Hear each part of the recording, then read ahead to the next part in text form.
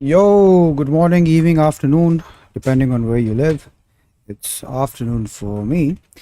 Today, what we will be sculpting is He Who Shall Not Be Named. So, we will be sculpting Voldemort from the Harry Potter series. And I think I might have to rewatch the whole series because it's not fresh in my mind. I've forgotten a lot of the things about the story, about the plot. And honestly, this was a good watch. Personally, I was never into this sorcery and this wizard stuff. I never was a fan of Harry Potter. And I would never have watched it by myself. But my wife is the one who introduced me to the Harry Potter series. And she's like, yes, you should watch this. This is one of my favorite series. I'm like, all right, fine. I'll watch it with you for your sake. But it turned out that it was actually not that bad as I had anticipated. So I do not regret watching the Harry Potter series. It was fun, it was nice. And yes, I might rewatch it because it was not that bad. Usually the things that I like and love, I like to rewatch them every now and then whenever my memory of them have faded away. And yes, Harry Potter is one of those series. So for example, let me give you some context. Inception is my favorite movie of all time, and I've watched it at least 6 times by now. And the seventh time I wanted to watch it, it was removed from Netflix, and then hence I did not watch it again. But given the chance, but like if it's ever airing, I can watch the Inception any day, anytime. I just love it that much. The How to Train Your Dragon series, I think I've completed it around at least 4 times. I watched it by myself once, then I showed it to my sister, watched the whole thing with her, then I showed it to my mother, watched the whole thing with her, and then I showed it to my brother, watched the whole thing with him again. So that was pretty insane. Yeah, the things that I like and love, I just like to repeat them whenever memory of them fades away a bit. And it's just nice to revisit things that you like here and there. Because why not? Sorry that I've been just gone completely off the radar for the past week. I've been on holiday. Alright. Hope you had a great time, my friend, on your holidays. What did you do in your holidays? A few more things that I have to rewatch, but I just do not have the time and I cannot start them right now. One of them is The Walking Dead. Walking Dead is one of my favorite top series of all time. And the reason that I cannot rewatch them is because it will take super long. It's such a long series. And I just do not have the time for that. When I watch something, bro, I get absolutely distracted. And the way that I watch stuff is that I like to clear up my schedule. Then I know that, okay, I have a few days absolutely free. And then I just binge those things.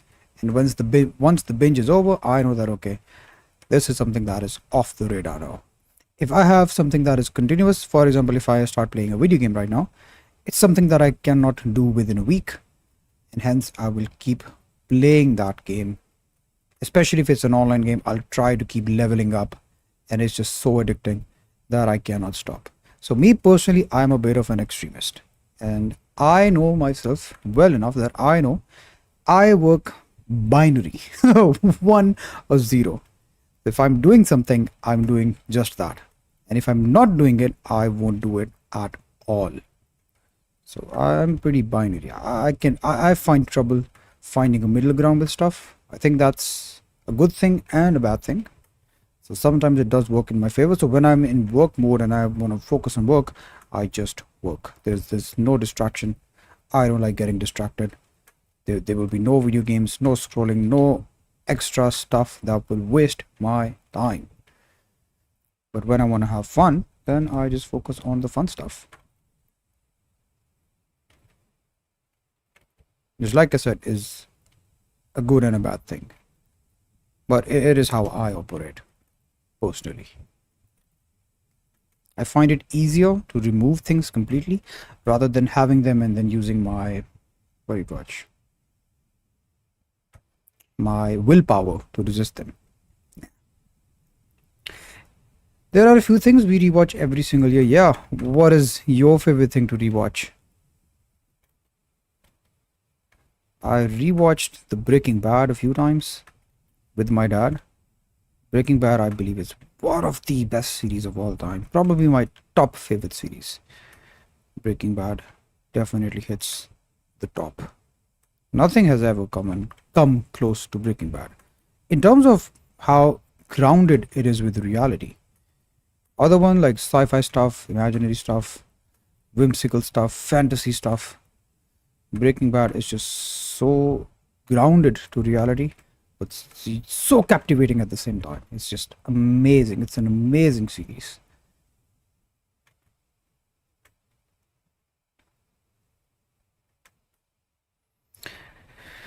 Wait, can you zoom into his nose on the reference on the front view? It looks like Gemini messed up a little. How did Gemini mess up the nose? Nobody knows. He has no nose. I don't think Gemini messed up, bro. He doesn't have a nose. His nose is just two slits. And I think they are made that way to indicate what do you call snake. I don't know. Yes, to make him resemble more as a snake.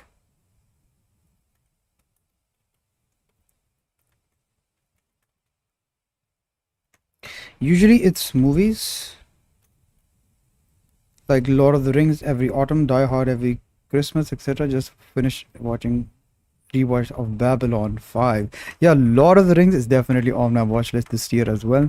So me and my wife we completed the Lord of the Rings last year and it was really good. So we do plan on rewatching the whole thing again. It's been almost a year now. And I had a great time watching The Lord of the Rings. It was very nice series. The cool thing about The Lord of the Rings was that it was shot in the same time but then released in intervals, which I think is so clever. In other series or in other trilogies, what you see is that the characters they start to get old. They don't have the same they don't have the same physique or the facial features, and it just feels like a different series a lot of the times. But what Lord of the Ring did very well is that they recorded the whole trilogy in one go and then they released the whole thing in different parts, which I think is very cool. It's so cool.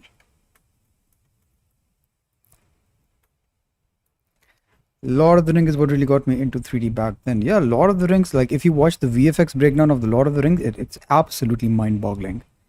They were so behind on the technology that we have compared to today, but then the VFX and the effects that they have, they still like they are good even in today's standards. So it was way ahead of its time. But super cool.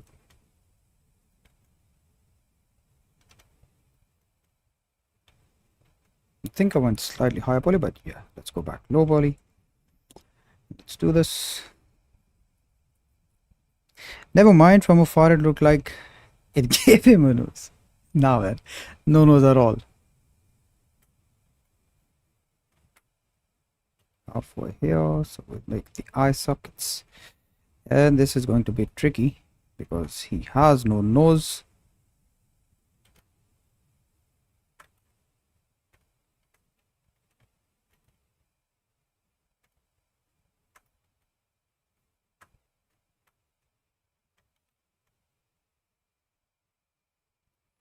He has a very pronounced forehead and eyebrow ridge, so definitely something that we have to pay close attention to.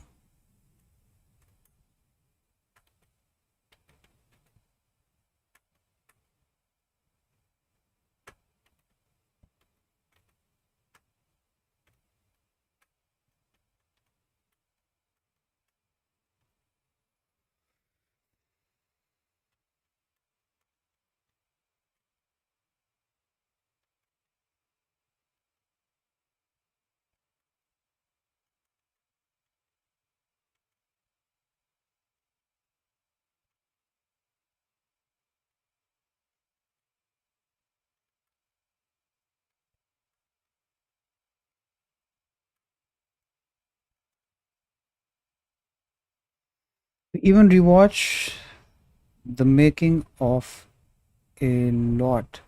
Making of a lot. You mean like making of a lot of series? I like watching making of a few series as well, especially when I'm really interested in some effects and how did they do it. So, for example, I watched the making of the Into the Spider-Verse movie. It was so insane. It was so cool. And what I admired the most about that movie was the artwork and the art style. And I think, in a way, it did revolutionize the 3D movie industry.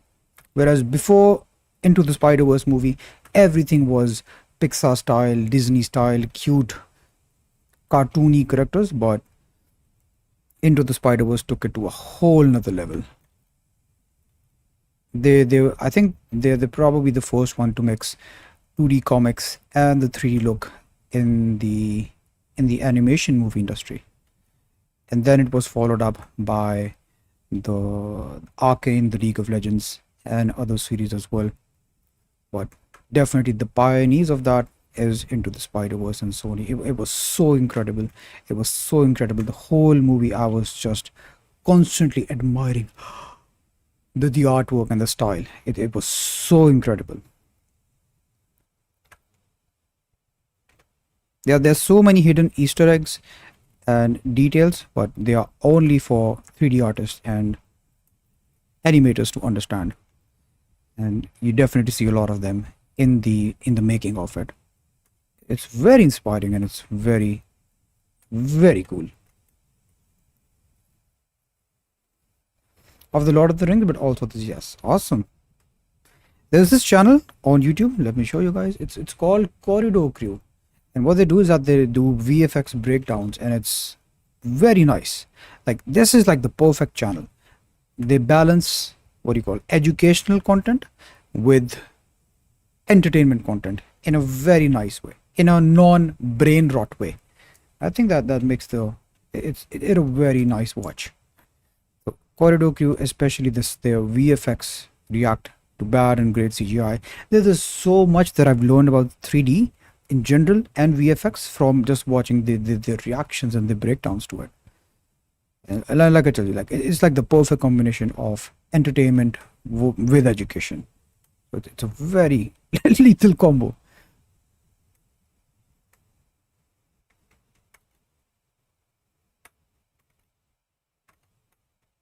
And we are 13 minutes in, and you can see like his does resemble Lord Voldemort already. And this is like the most important thing. The the block out, the blocking out stage is the most important thing. We only proceed with our sculpts once we are happy with the overall proportions and shape. So what I'm checking right now is I'm checking the front view, I'm checking the third quarter view, like this view over here. And what I see now is that I can definitely make the forehead slightly smaller. I can make the cheekbones protrude a tad bit more.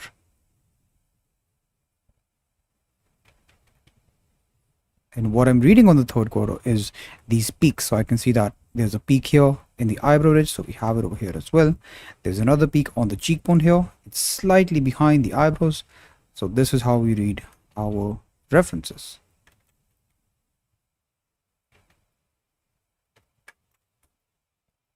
Oh, by the way, a very quick announcement before I forget. So for the members who are inside the 1 month challenge and for those who are not and are watching this on YouTube, I am opening the slots to the Davinci School once again. And this time I'm opening them after 2.5 months. So let me show you what is it that you get inside and why you should apply for this. By the way, this is only for serious members who are actually willing to improve their sculpting within the next 3 months. So the doors for the Davinci School are now live, and what you get inside you can see here. So personally, I struggled with sculpting for 6 years. I procrastinated because it was too damn hard. I was struggling with anatomy. I couldn't find good resources, and it was a constant battle on trying to learn how to sculpt. And after getting results for myself, I have now helped so many other artists. So Henry, from 5 years of overwhelm to now sculpting his favorite superhero within a month, and now he's making sculpts on his own. I helped Vlad sculpting full body in just in a month with just 1 hour a day. He's a full-time pharmacist, by the way, and still we made time to learn how to sculpt. I helped Joshua sculpt full body characters in 3 months. Orlando from feeling unconfident in his sculpting abilities to making full body characters independently within 2.5 months. Ryan King on better understanding the faces and getting better likeness within 2 months. Kasim went from low poly environment modeling. Yeah, you can read all of this and you can watch more and more testimonials here on the Davinci School. So when you go to the about page, you can see all of the amazing testimonials. You can see the amazing results that we get. You can see the amazing comments that the members inside the community have left. So this is the place you want to be if you want to improve sculpting in the quickest way and in the easiest way, without feeling overwhelmed by bullshit anatomical terms, without spending 5-6 hours every single day and waiting a year, practicing for a year to get results. I get you results within 3 months with just 1 hour a day. But you get a 3-month customized action plan, and that is built around your routine. So it doesn't matter if you have full-time work, if you're a student, if you're busy, no matter. You still just need 1 hour a day. I will show you how to do that. We will build a custom action plan for you so that you get results. And all you need is just 1 hour a day. You get 2 private calls with me every single week. And that will be on your schedule once again. So whenever you feel like we need to have a call, we will schedule those calls and we will get them every single week. You also get feedback via WhatsApp. WhatsApp is the only place I get notifications on. So you have priority access to me. And whenever you feel stuck, you can, in between those calls, you can always ask me to, you can share your model with me. I will record a feedback video for you. I will record a Loom video and send it to you so that you never in the process feel stuck. You also get access to the community and all of the courses that we have over here. Once again, all of them are absolutely step by step, non-medical, non-overwhelming. You know exactly when to proceed from one video to the next video. Everything over here is laid out step by step. This is the easiest program that gets you result in the quickest way possible. And once again, all of this is only focused on the things that get you results. Rather than overwhelming you with bullshit terms and things that you don't need, I only focus on the things that gets you result. You get access to all of that, all of the feature modules for zero cost, zero additional cost, as long as you are a member. And yeah, that's the whole package, bro. Currently, I'm only looking for 2 more people, so I only have 2 slots. And the reason I only take limited slots is because I want to focus on getting them results. If I take too many, I cannot focus on. It's gonna be overwhelming for me. So only 2 slots. It's first come, first serve, and the doors will close on the 15th of September. So you have till the 15th of September to apply. But if the slots run out before then of course it will end quicker. So 100% just go ahead, apply, and I will walk you through exactly how we will get you insane results, like all of the members that you can see over here. Insane results. So go ahead, apply.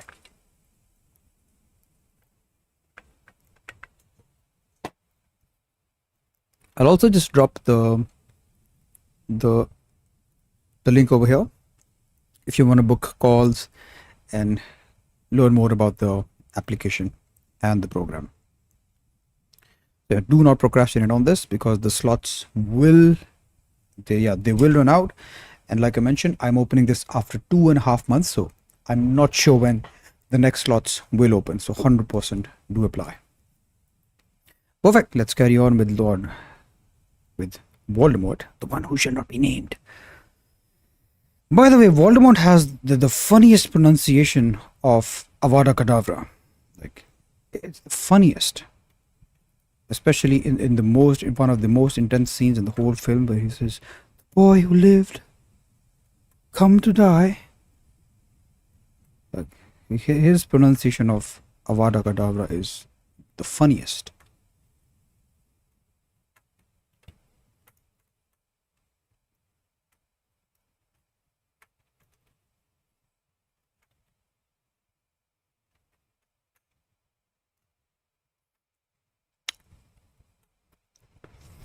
Yep, let's make this thingy over here.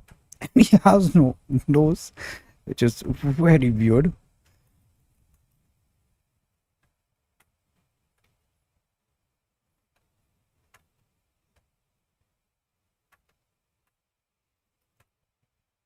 Oops. Yep, let's add a bit more volume here.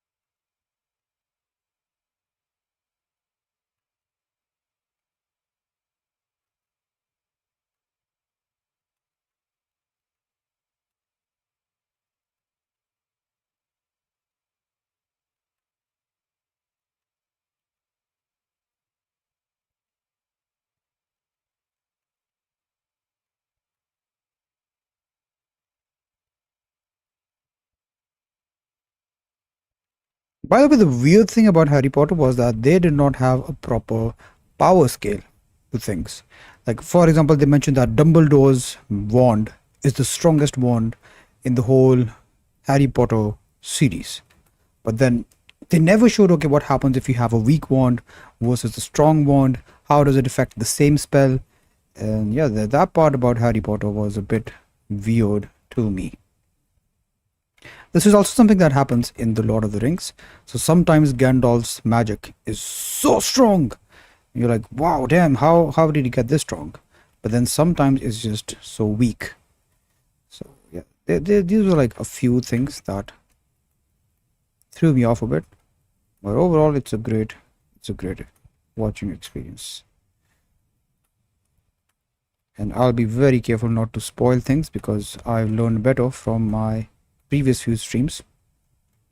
So in a previous stream, I just accidentally spoiled something for someone who was discussing a video game with me. They were discussing The Last of Us with me on stream, and I got excited and I was like, "Hey, what do you think about this scene?" And then that scene, I was like, "Bro, I wasn't even that far, and you've spoiled it for me." So that happened as well. So now I refrain from talking about spoilers because personally, I don't like spoiling stuff for anyone. I want the person watching to have the same experience that I had so that they enjoy a beautiful series and awesome series as well. And I never understand like why do people find pleasure in spoiling things for other people? What's the fun in that?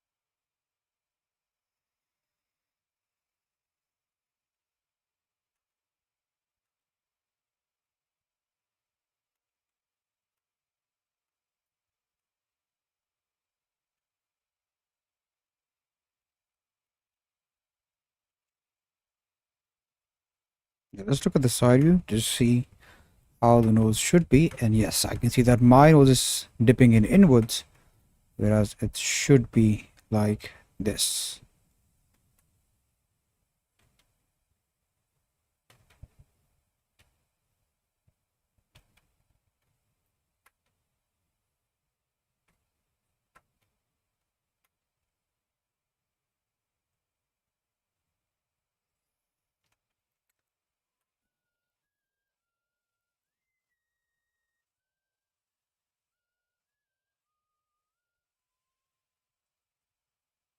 Hi Sag, what do you use to record your videos and time lapse? I do not record time lapses anymore because I don't feel like they are very helpful.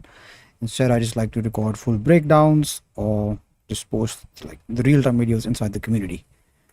What I use to record is OBS. So OBS is a free open source software. That is also the program that I use to stream here.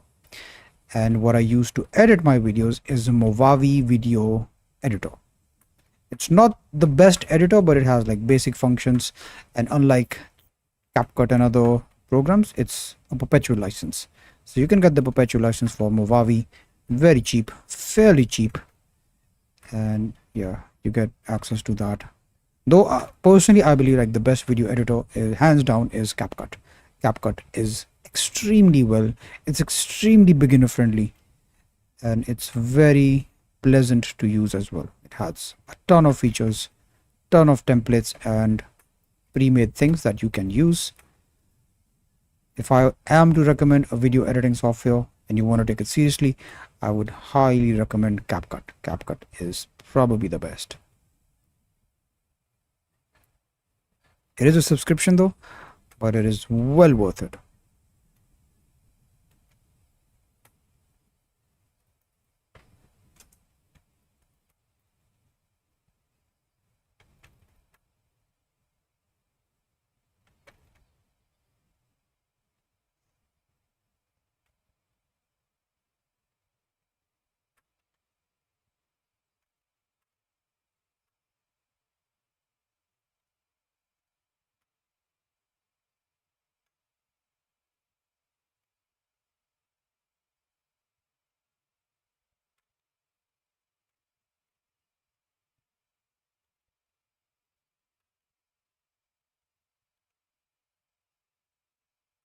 To check it out. Thanks. My pleasure, my friend.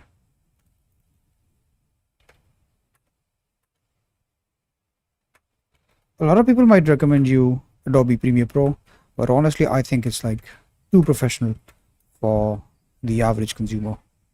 And everything that an average consumer needs, especially when it comes to video editing for, let's say, YouTube, to make time lapses, to make quick short reels, CapCut does it much better. CapCut is like the easier version.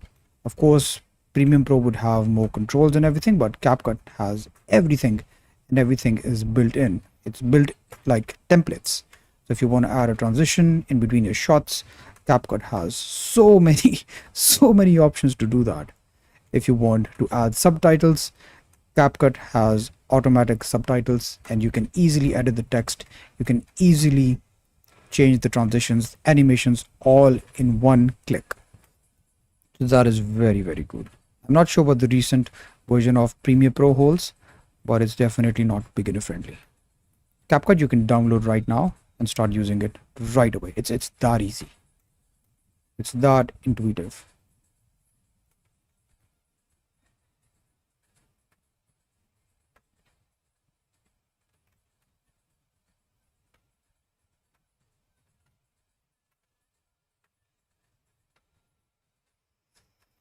I noted since I started to record my process.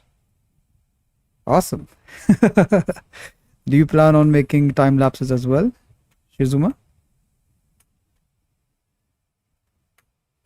Though I would love to watch your processes, man. Your sculpts are pretty insane. And I think a lot of the Blend ZBrush community would also appreciate seeing your breakdowns and your processes.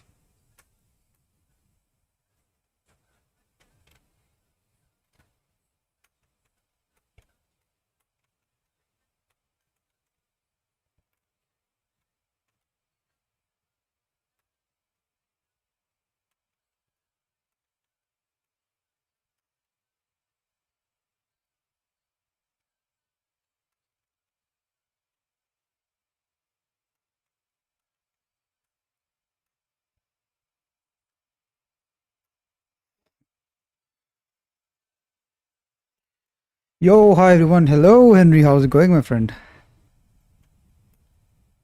Yeah, awesome. Yeah, I personally believe, bro, like you people practice anyways. Why not just upload their practices on YouTube? Like, it comes at no additional extra cost or a lot of time. You just have to document your process. And personally, this is something that I believe. Okay, so this is what I believe. I believe that the the way that the the market is going and the future for artists, if they want to future proof themselves, is that they build a social media presence, is that they build their own personal brand. That way they can future proof themselves. The market right now is super unpredictable. And yeah, bro, like I believe the best way that an artist can sustain themselves is by making a personal brand. Because when you make a personal brand, if and when you get really good at it, opportunities automatically come your way.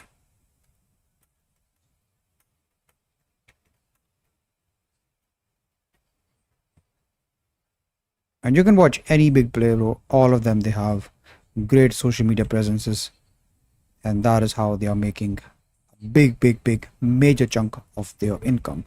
It's not through the job. Even if they have a job, they have something going on for them on the side. And that something is via social media. It will never hurt to have more followers and a good social media presence. Never hurt.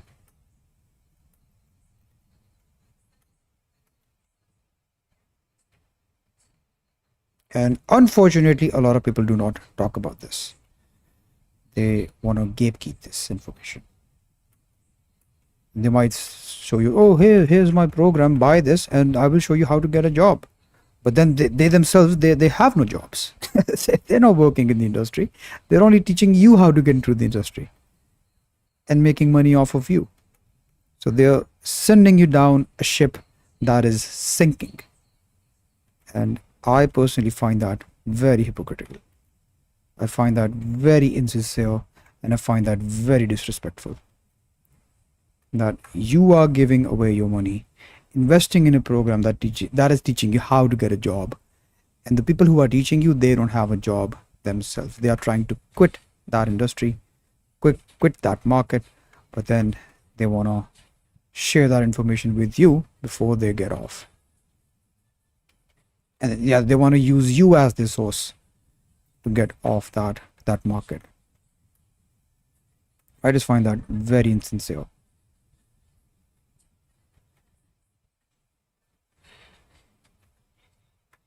And this was such a big problem before, like people were not aware of this.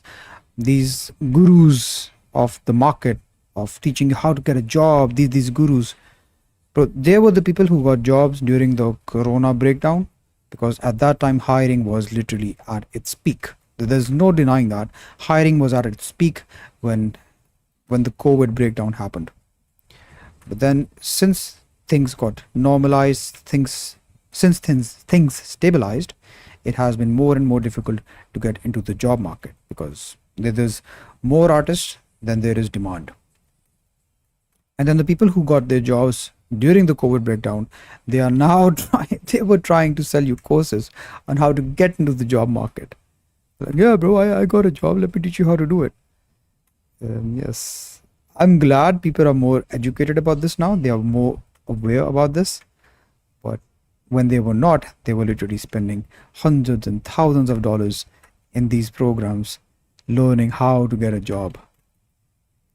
Here's the math, guys. Like, here's the situation, and I want you to be the judge. Okay, so people have been fired from Rockstar, from Insomniac, from these big industries, and from smaller industries as well. And these people are not like the new average Jerry and Joe. They are trained professionals with years and years and years of experience to back them up. Now, when they are fired, and when a job opening opens, who applies? A new person applies, a freshman applies, and then alongside them applies the people who have years of experience behind them. Who do you think the company is going to hire? Of course, they're going to hire the person with experience. Then what chance does a freshman has? Zero. But then some people, they want to take advantage of you trying to get into the industry and want to send you astray.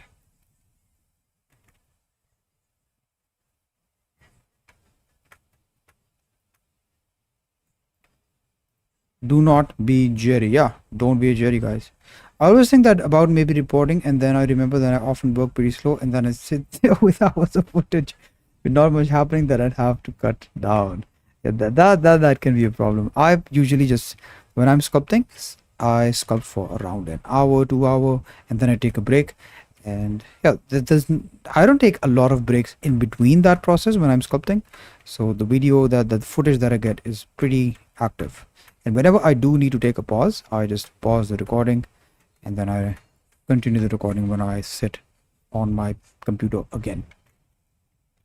And I personally believe it's very important to take breaks in between projects, especially when you're working on something serious. If you're practicing something, yeah, it's fine. You can get away with that. But if you're making something serious, like you want to commit to a project, it's a very good idea to do this in multiple settings. The reason being that when you're working too long for once, you develop tunnel vision, and it can cause a problem.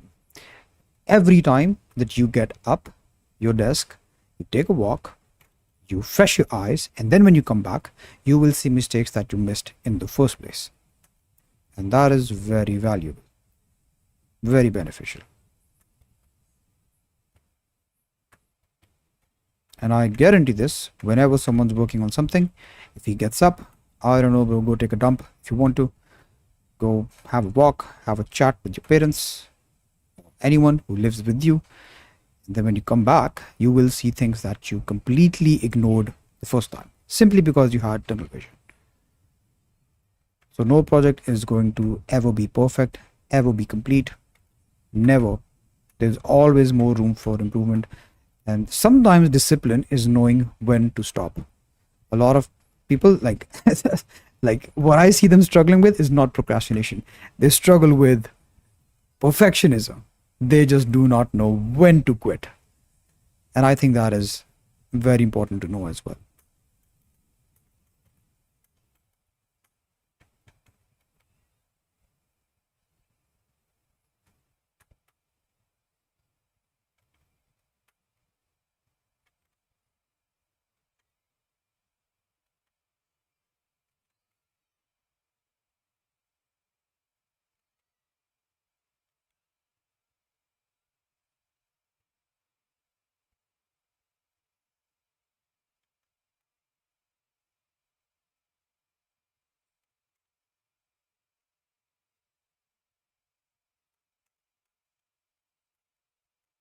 All right, I think this is looking good.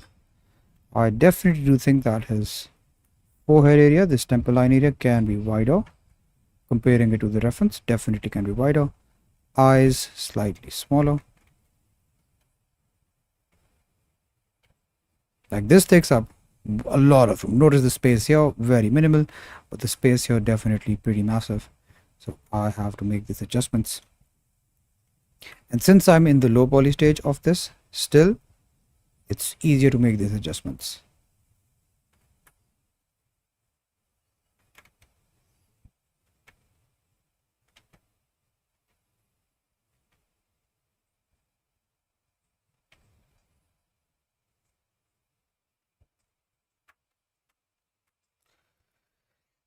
I have a problem with finishing and getting lost in details too. That's why I give myself a max of 3 days with 2 to 4 hours per day for every sculpting. That is a very good thing to do. And this is what I did as well. So if you use Windows, you have this clock application, and I struggle with committing too long to the project as well. So what I did is I would set this timer for 1 hour, and I would have this pop up, and I would allow the timer to count down. And whenever the timer hits to 0, I drop my pen regardless of where I am in my sculpting process. And this just installs discipline in you on knowing when to stop. The thing that I do now as well is that I set intention, and I believe that intention is very, very important. So let me tell you what do I mean by that. And this is for especially when you're practicing.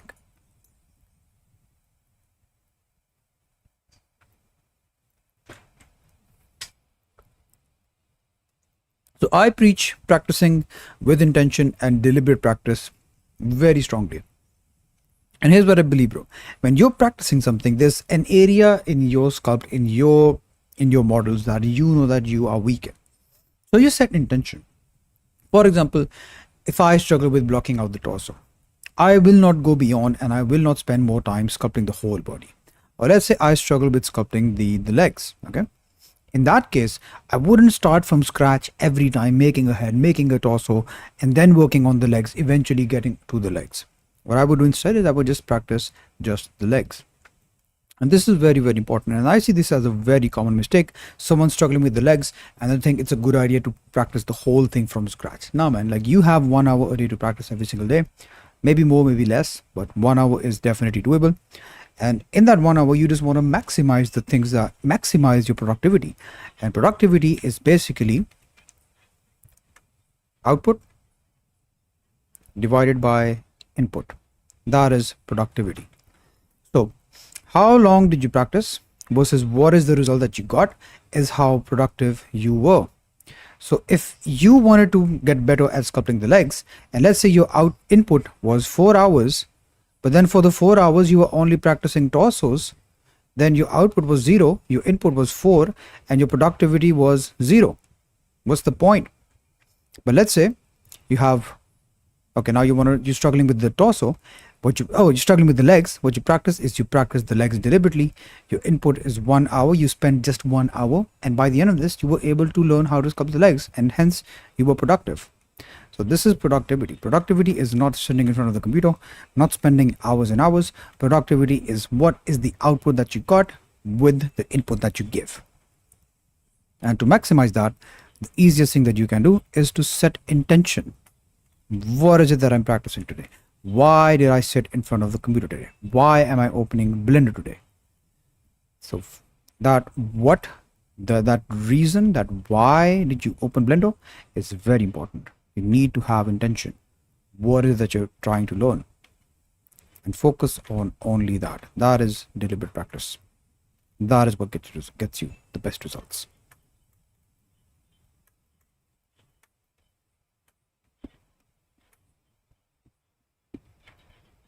Yep, I like this. I'll commit to this now and we'll sculpt the lower eyelids, which in this case is going to be very easy because his upper eyelids are almost non-visible. They are visible, but almost non-visible. And we need the eyes to curve. So the eyes are a very round form. Definitely I'll push this in so that it's a curve. And we can introduce the upper eyelid here. Nice. And we can introduce this crease here. But like in the reference, it's very deep set. So I like this. This is nice. Let's sculpt the lower eyelid.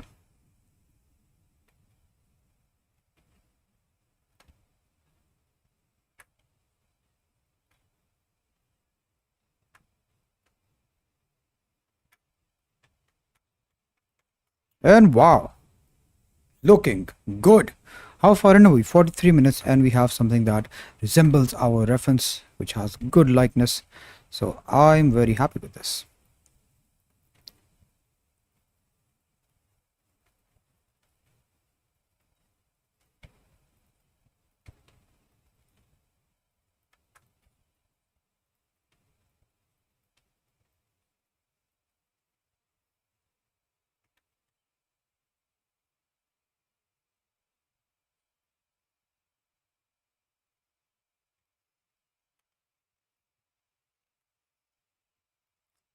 Oh, not an icosphere. We need a UV sphere.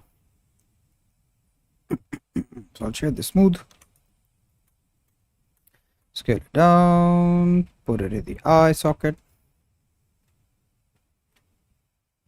And having a sphere for the eye socket is super important, because once you have this, you want to trace the eyelids around the eyeball, and there's no need to eyeball this.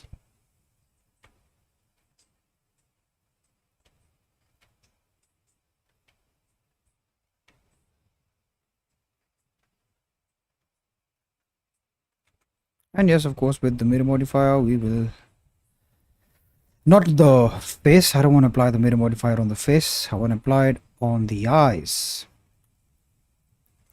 Yes.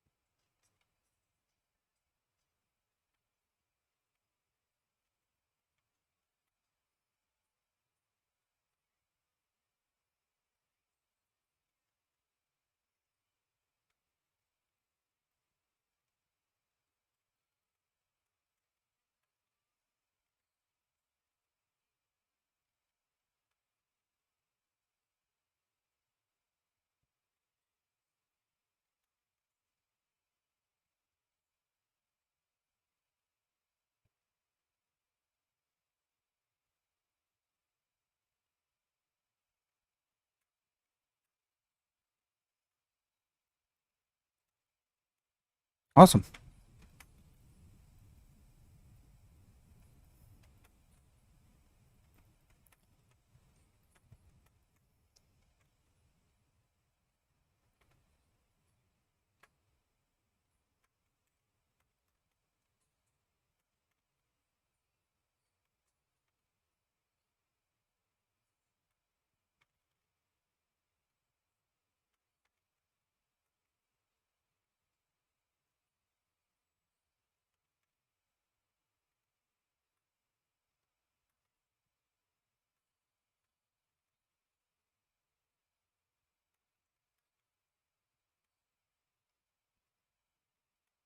Nice.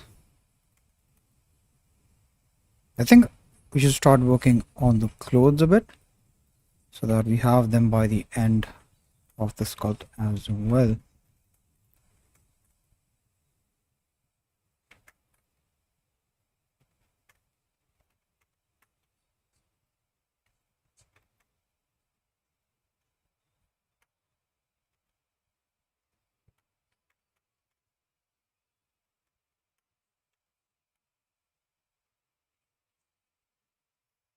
Nice. Okay, let's quickly do the clothes. And for the clothes, what I will do is I'll just take the lasso mask here, select this part of the torso, and then the reference is slightly higher, so we can select this part. I feel like I made the neck way too long, so definitely that is something that we can tweak. What I will do is I will mask the whole face so that we don't distort the face at all. So mask the face, and we can use the scale tool. So scale tool is right here. I will set the pivot point at the mask border, and we can scale the neck down. So yeah, this looks much better now. I can also adjust these the traps to be slightly higher. Yeah, nice.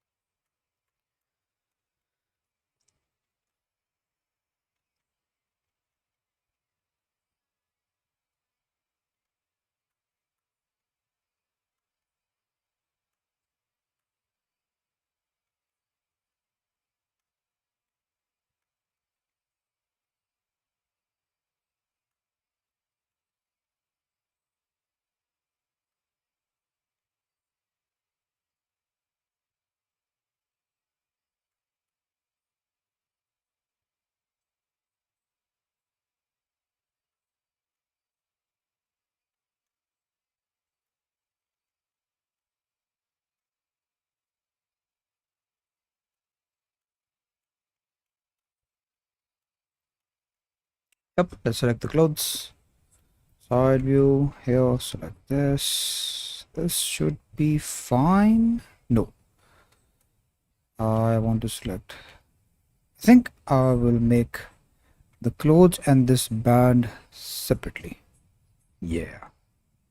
Okay, so let's make an extraction for the clothes. Mask extract here. Set this to 1, 0, 1, 0, 2. That should be fine. And let's remesh this.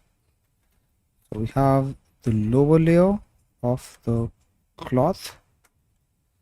And let's make another selection. So let's isolate the face here. Alt M. And I want to make another selection. So for this selection, lasso mask, side view.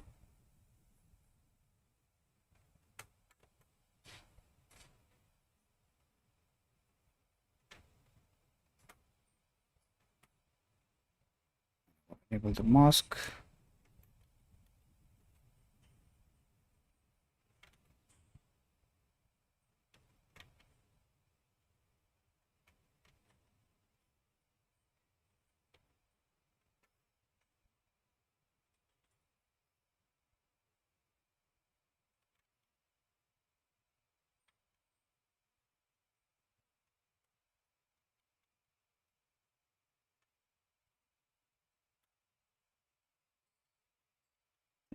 Mask extract.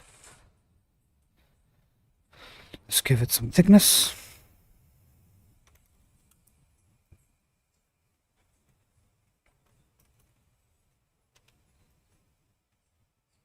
Okay, nice.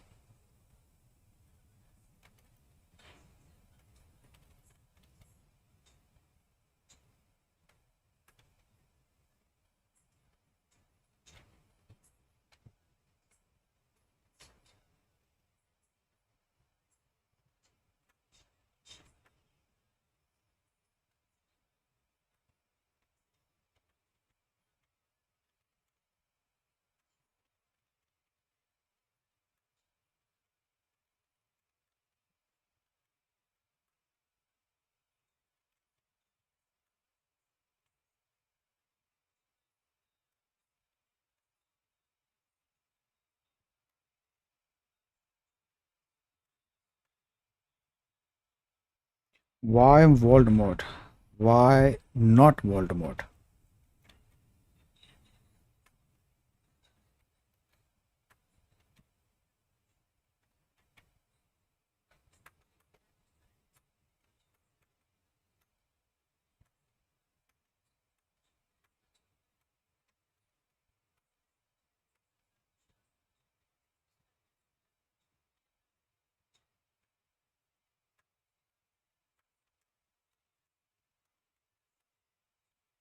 Oh yeah, looks not bad.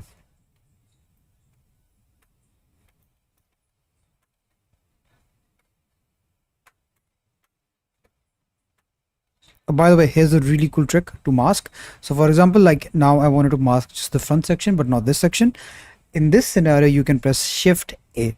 And Shift A is a masking technique which allows you to grow your mask as you move your cursor. You see, this way you can mask your object, but then it only moves along the connected vertices. So this is a really cool trick to mask your characters as well.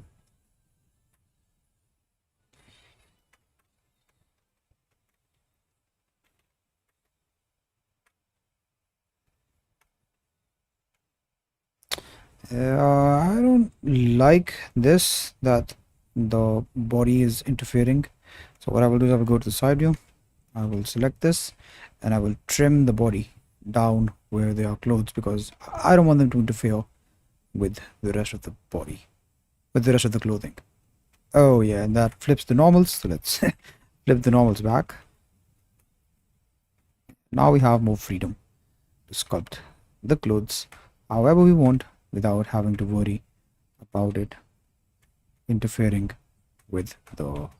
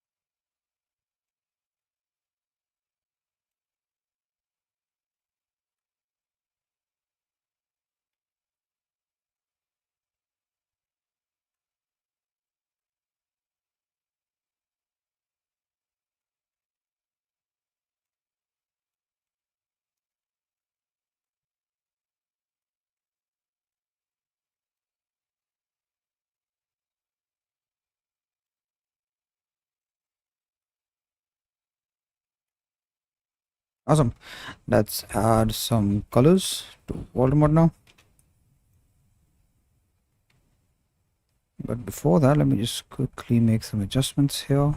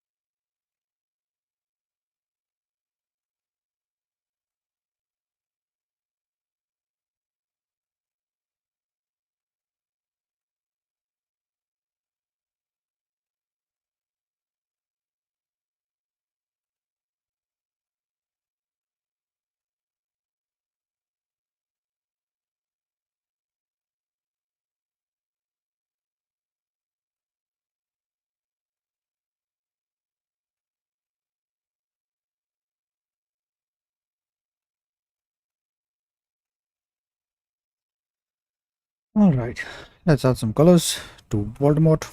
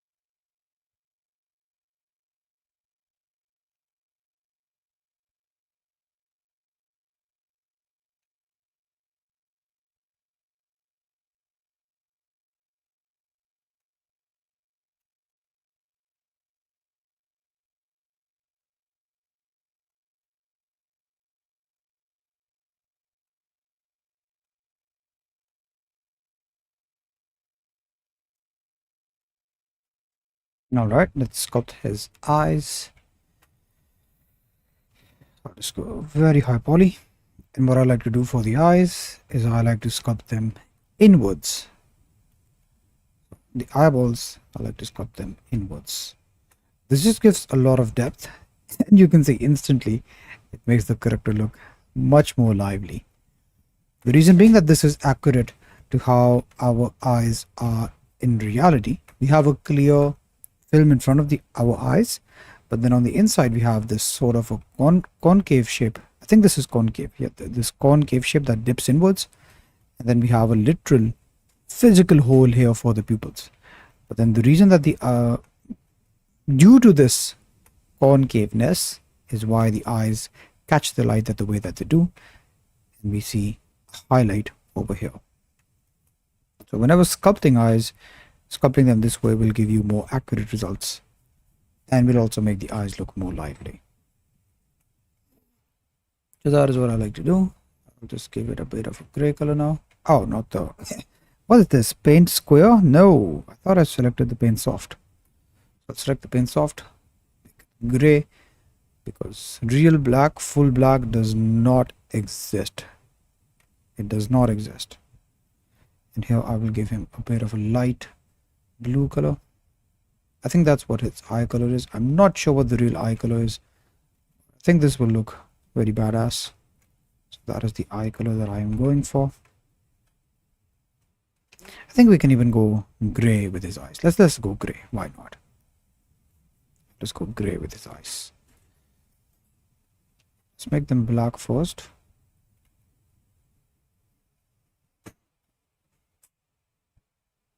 Then I'll go with a very light gray blue. Bluish gray. Yes.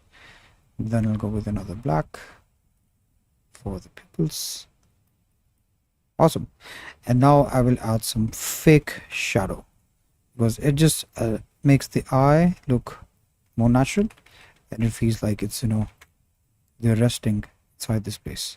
Just makes it look better with this fake contact shadow.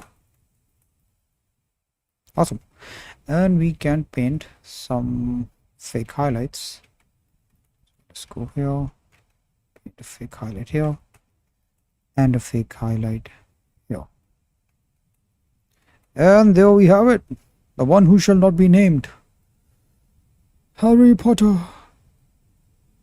Oh, not Harry Potter, but Voldemort. Damn, this looks so good. This turned out better than what I expected, honestly. And let me show you guys. So I sculpted Voldemort back in the day when I was figuring sculpting out, when I was learning sculpting. And it would be very nice to show you a before and after. So let's take a screenshot of him to pin in the recent 2026 section. So here's my timeline. And here I can add Voldemort.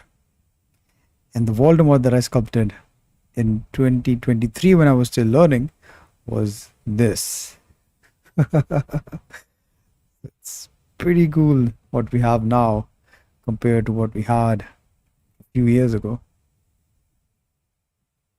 Honestly, this was like, I was very happy with how this one came out, but this one looks so much better, so much better. And I like to do this exercise where I like to sculpt older concepts that I sculpted once, just to see how much I have improved. I'm so happy that we did this. Definitely a big improvement. Awesome. So that's the end for the stream. If there's any questions, do ask away before I leave. And before I leave, I would like to quickly announce once more that the doors for the Davinci School are now open, and all of the information on what the Davinci School is, how does it work, you can get it from the 1 month challenge. So go to the 1 month challenge, look at all of the amazing results that we have, go to the Davinci School, check out all of these results, all of these awesome testimonials, and book a call. So book a call, and I will walk you through exactly how we will get you from struggling, stuck in rural hell, to finally sculpting your full body characters confidently within 3 months with just 1 hour a day. Just 1 hour a day. I will leave the link here in the chat as well. So do not procrastinate on this. Only 2 slots. and the deadline is 15th of September. So whatever comes first, which I'm pretty sure that the slots will be booked before that. So 100% go ahead, apply, do not procrastinate on this. If this opportunity is gone, it's gone. Awesome. And yep, that was it for today's stream. I will see you guys around. Goodbye, take care, and have a great day. Here's a fist bump. Boom.